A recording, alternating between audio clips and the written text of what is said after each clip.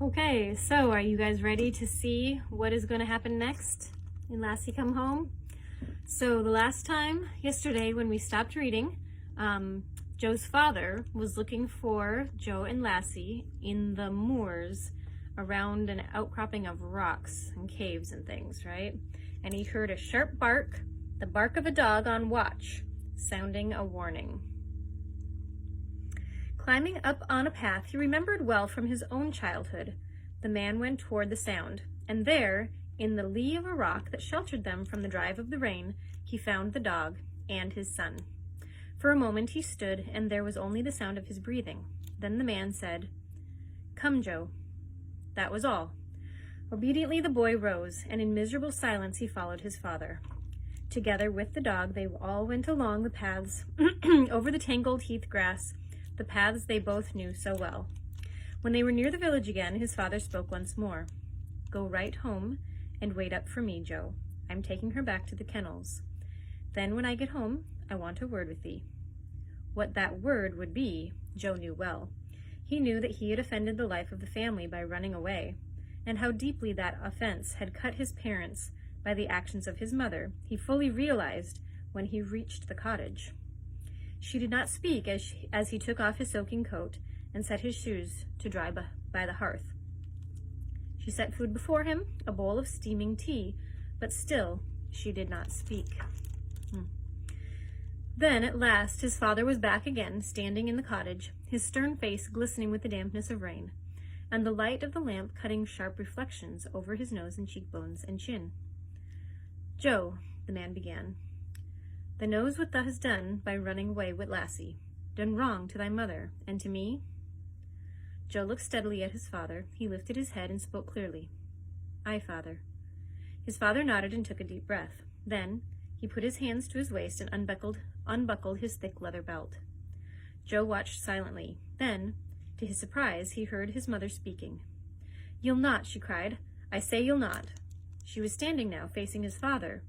Joe had never seen his mother quite like that before. She was standing there face to face with his father. She turned quickly. "Joe, go right upstairs and off to bed. Off you go." As Joe went obediently, he saw her turn back to his father and speak clearly. "There's things to talk of first," she was saying, "and I'm off to speak 'em right here and now. I think it's time someone did." The two were silent, and then as Joe passed his mother on the way to the stairs, she took him by the shoulders and for a second smiled into his face. She pressed his head quickly against her, and then, with a kind of motion of her hand, pushed him toward the steps. Before we continue on, here is a picture of when the father found his son and the dog in the lee of the rock.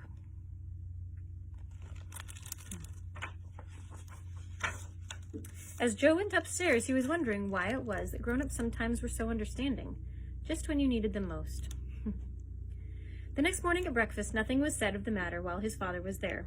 Joe remembered that after he had gone upstairs that night before, long after he was in bed, his father and mother had talked. Once he had wakened to hear them still talking below. In the stoutly built cottage, he had not heard the words, only the sounds of the voices, his mother's urgent and persistent, and his father's low and rumbling and patient. But when his father had finished breakfast and gone out, Joe's mother began. "Joe, I promised thy father I'd talk with thee." Joe bent his gaze to the table and waited. "Now, thou knows tha did nothing wrong, lad, don't ye?" "I know, mother, I'm sorry." "I know, but being sorry afterwards doesn't help at the time, Joe, and it's very important, for thou mustn't worry thy father. Not at this time. Thou mustn't."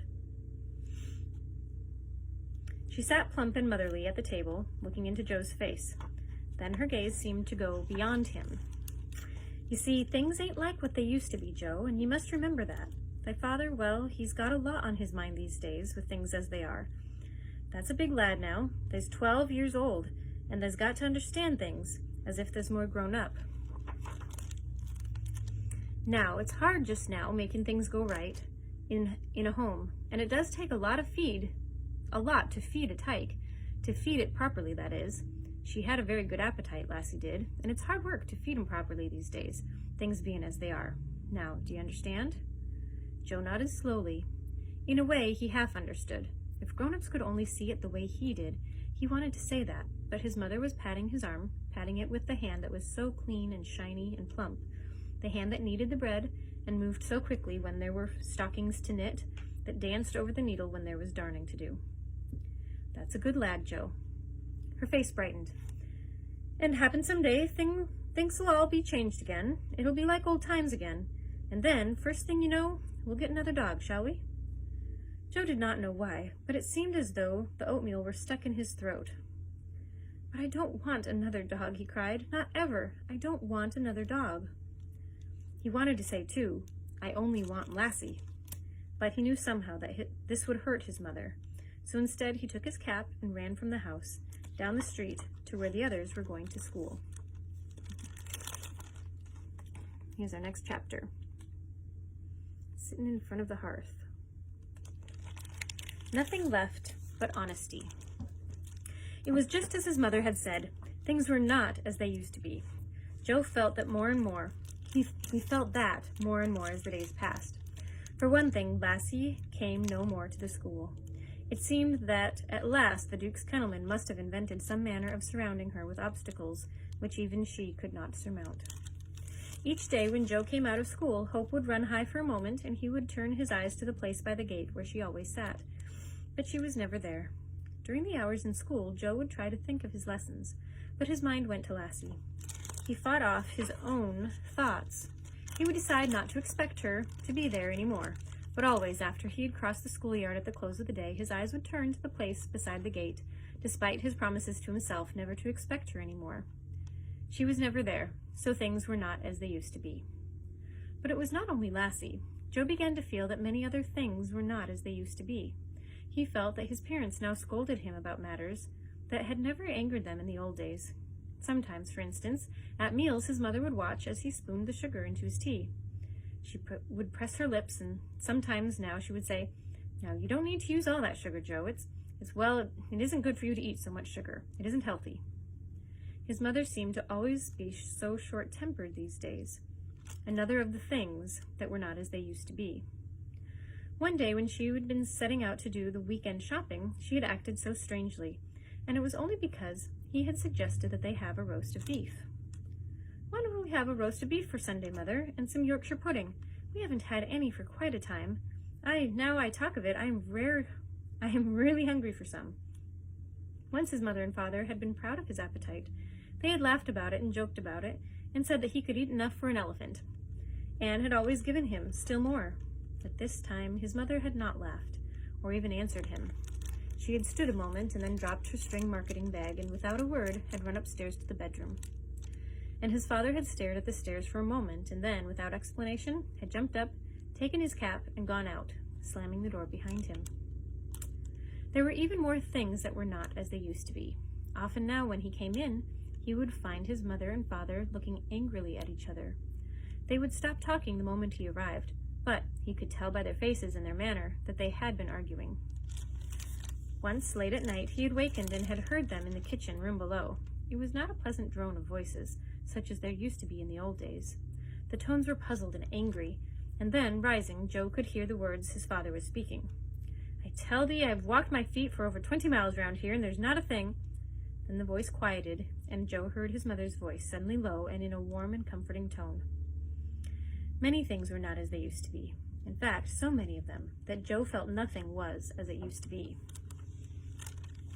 And to him, it all added up to one thing: Lassie. When they had had Lassie, the home had been comfortable and warm and fine and friendly, and now that she was gone, nothing went right. So the answer was simple. If Lassie were only back again, then everything once more would be as it used to be. Joe thought much about that. His mother had asked him to forget Lassie, but he could not. He could pretend to, and could stop talking about her, but in his mind, Lassie would always go on living.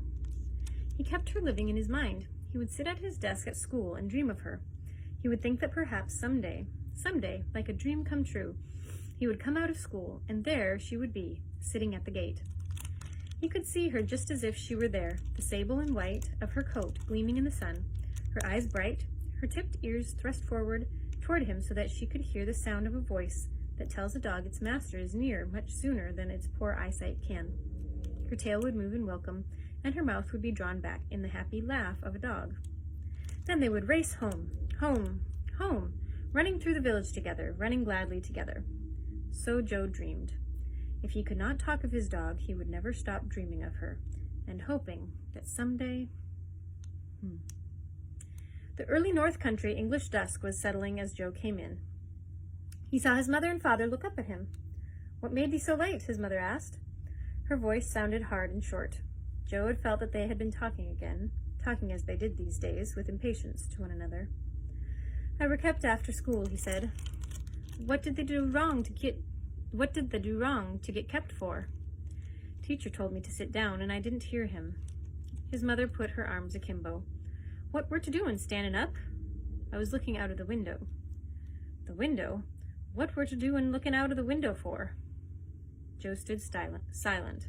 How could he explain to them? It would be better to say nothing.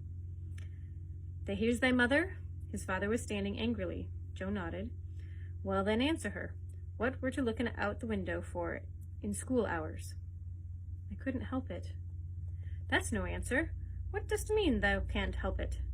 Joe felt the hopelessness of everything flooding over him. His father, who was so understanding usually, now angry at him. He felt the words beginning to race from his mouth. "I couldn't help it. It was near 4 o'clock. It was time for her. I heard a dog barking. It sounded like her, and I thought it was her. Truly I did. I couldn't help it. I didn't think what I was doing, Mother. Truly. I was looking through the window to see if it were her, and I didn't hear Mr. Timms tell me to sit down. I thought it were Lassie, and she weren't there." Joe heard his mother's voice, rising in impatience. "Lassie, Lassie, Lassie. If I ever hear that name again, is there never to be any peace and quiet in my home?" Even his mother didn't understand. Joe felt that most of all. If only his mother had understood. The moment was too much for him. He felt hotness rising in his throat. He turned and ran to the door. He ran down the garden path into the deepening evening, and he kept on running, up onto the moor. Things would never be right again. It was dark on the moor when Joe heard the sound of footsteps and his father's voice. "Is that thee, Joe, lad?" "Aye, father." His father didn't seem to be angry any more. Joe suddenly felt comforted by the nearness of the tall, strong figure that loomed up beside him. "Been walking, Joe?" "Aye, father," Joe said. Joe knew it was hard for his father to get talking, as he phrased it. It took his father such a long time to get the words going. He felt his father's hand on his shoulder, and together they went along across the flat space. For a long time nothing was said. It was as if they were content to be together. Then Joe's father began. "Now walking, Joe. That's a champion thing to do, isn't it, Joe?" "Yes, father." His father nodded and seemed quite happy with both his statement and his son's answer. They walked along freely, and Joe tried to stretch his legs so that he could match his father's firm, powerful stride. Together, unspeaking, they went up a rise, and then their feet rang on stone, and they were at the rocks. At last, by the edge of a slab, they sat. A half-moon came from the rack of sky, and they could see the moor stretching away before them. Joe saw his father put his short clay pipe in his mouth, and then absent-mindedly began packing pocket after pocket until his mind came to what he was doing. Then his hand ceased, and he began sucking his empty pipe. "Haven't you no tobacco, father?" Joe asked. "Why, nay, lad, it's just, well, times being what they are, I've given up smoking." Joe wrinkled his brow. "Is it because we're poor, father, and you can't buy any tobacco?" "Nay, loud Nad. Now, let me start that again. Nay, now, lad, we're not poor," Joe's father asserted firmly. "It's just, times is not like they used to be, and, well, anyhow, I've smoked too much. It'll be good for my health to stop for a while." Joe sat and thought. Sitting there beside his father in the dimness, he knew that his father was making it easy for him. He knew that his father was protecting him from the worries that grown-ups had. Suddenly, Joe felt grateful to his father, who was big and strong, and who had followed him up to the moor to try to comfort him. He put out his hand to touch his father's. "You're not angry at me, are you, father?" "Nay, Joe, a father can't get truly angry at his own lad, ever. It's just, He wants him to understand how things are. That's what I wanted to say. You mustn't think we're over hard on thee. We don't want to be. It's just, well, back of it all, a chap's got to be honest, Joe. And never thee forget that, all thy life, no matter what comes. You've got to be honest. Joe sat still.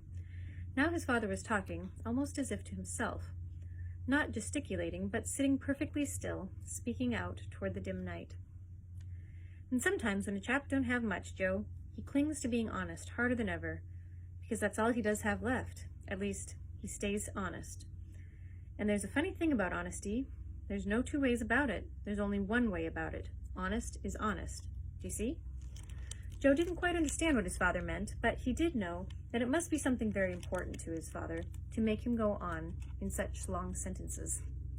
His father usually only said nay or a or I, but now he was trying to talk, and somehow Joe could feel the importance of what his father was trying to show him. It's like this, Joe. 17 year I work at that Clarabelle pit. 17 year, good time and bad time, full time and slack time, till she shut down for good. And a good collier I was, too, as any of my mates would vouch. In that 17 year, Joe, buttes I had by the dozen working alongside of me. Buddies I had by the dozen working alongside of me. But my lad, there's not one can say that in all that time Sam Carraclaw ever took what wasn't his, nor spoke what wasn't true. Remember that, Joe. In all this West Riding, there's not a man can stand up and say that Cara was ever mishonest. And that's what I mean by clinging to what you've got. Honest is only one road. It can't be two. And you're big enough to understand now that when you've sold a chap out, and you've taken his brass for it, and you've spent it, well then, it's done's done. And Lassie was sold, and that's all. But, Father, she... Now, Joe, you can't alter it. No matter how many words I says, they can't alter it that she's been sold, and we've taken the Duke's brass and spent it, and now she belongs to him. For a while, Sam Carraclaw sat silent. Then he spoke again, as if to himself. And happen it were for the best at that. No two roads about it. She were getting hard to feed. A dog like that eats most as a good-grown child. We always fed her before. Aye, Joe, but you've got to face things. Now, before, I were working, and now, I have to face you with it. I'm on the dole, and you can't feed a dog right on that. You can't feed a family right on it. So she's better off. Why, look at this way, lad. Look at it this way. You wouldn't want Lassie going around looking peaked and pined and poorly. You wouldn't want her looking like the road some chaps round here keep their tykes, would ya? We wouldn't pine her, Father. We could manage. I don't need to eat so much. Now, Joe, that ain't the road to look at it. They were silent, and the man began again. Think on it this road, lad. Now, you're rare fond of the tyke, aren't ye? You know I am, Father. Well, then, if that's so, they should be truly happy because now she's so well off. Just think, Joe, now Lassie's got lots to eat, and a private kennel all to herself, and a fine big run, and everybody to take care of her. Why, lad, she's just like a sort of princess living in her own palace and garden. That's it. She's just a veritable princess now. Ain't that nice for her? But, Father, she'd be happier if... The man blew out his breath in exasperation. Joe, there's no pleasing thee. Well, then, might as well let thee have it straight from the shoulder. Might as well put Lassie clean out of thy mind, because she's never off to see her. There's never off to see her no more. But she might get away. Nay, lad, nay. She's run away her last time. And that were once too often. She'll never run, never any more. Joe forced the words from him. What did they do to her? Well, last time I took her back, the Duke got angry at me and Hines and the whole lot. I got mad at him, for I don't owe him a penny, Duke or no Duke. And I said if she got away again, he'd not see her no more. And he said that if she ever got away again, I was welcome to her. But he'd see that she didn't.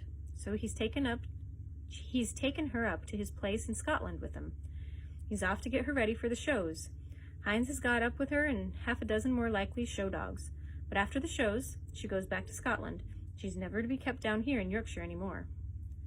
So there she stays for good, and so it's goodbye, and good luck to her. She's not coming home no more. Now, I weren't off to tell thee this, but it's happened that thou should know. So there it is, and put it in thy pipe and smoke it. Now, what can't be helped of this life must be endured, Joe lad. So bide it like a man, and let's never say another word about it as long as we live, especially in front of thy mother. Then Joe found himself stumbling down the path from the rocky crags, and they were going over the moor. His father did not comfort him, but merely walked along, still sucking his empty pipe. It was not until they were near to the village and could see the windows shining that the man spoke again. Just before we go in, Joe, he said, I want thee to think on thy mother. That's grown up, and I might try to be like a man to her and understand her. Now, women, Joe, they're not like men. They have to stay home, women do, and manage as best as they can. And what they haven't got, well, they've got to spend time in wishing for. When things don't go right, well, they have to take it out and talk and give a man hot words. But if a man's really got any gumption, he gives him that much, for he knows a woman really doesn't mean out by it when she natters and nags and let her tongue go. So thou mustn't mind it when thy mother talks hard at me, or if she sometimes snaps at thee. She's got a lot to put up with these days, and it tries her patience. So it's us that has to be patient, Joe, thee and me. And then, someday, well, happen things will pick up again and times will be better for all of us. Do you understand, lad? Joe's father reached over and pressed his son's arm quickly in a gesture of encouragement. Yes, Father, Joe said. He stood for a while looking at the lighted village. Father, is it very far to Scotland? The man stood, his head sunk on his broad chest. He breathed deeply and sadly. A long, long road, Joe. Much farther than thou'll ever travel, I'd say. A long, long road. Then sadly, they went together down into the village. And that is it for tonight. Well, you guys, have a really good weekend. And I'll be back here again on Monday, and we'll read some more of Lassie Come Home. Bye.